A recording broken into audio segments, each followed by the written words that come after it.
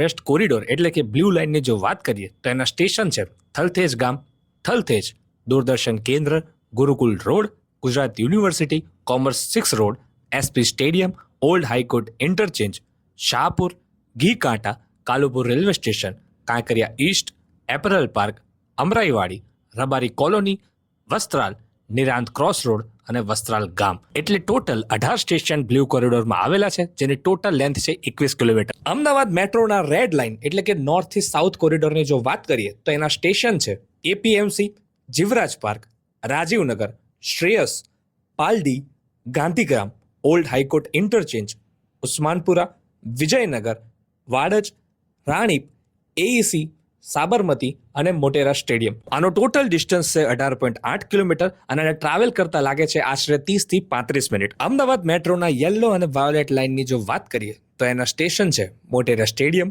Koteshwar road, Vishwakarma college, Tapovan circle, Narmada canal, Koba circle, જૂના કોબા, કોબા ગામ, GNLU, જ્યાંથી બ્રાન્ચ લાઇન બહાર નીકળે છે જે પીડીપીયુ અને ગિફ્ટ સિટીને કનેક્ટ કરે છે. એ ઉપરાંત મેઇન લાઇનની જો વાત કરીએ તો Raisen, Randesan, Dholakuva circle, Infocity, sector 1, sector 10A, સચિવાલય, અક્ષરધામ, જૂના સચિવાલય, સેક્ટર 16, સેક્ટર 24 અને મહાત્મા મંદિરે અંત લાવે છે. અને આવી રીતે જે મેટ્રોની યલો લાઇન અમદાવાદને ગાંધીનગર સાથે કનેક્ટ કરે છે. અને જો તમે પણ અમદાવાદથી ગાંધીનગર જવા માટે મેટ્રોનો યુઝ કરતા હોવ તો આ વિડીયોને સેવ કરવાનું ભૂલતા નહીં.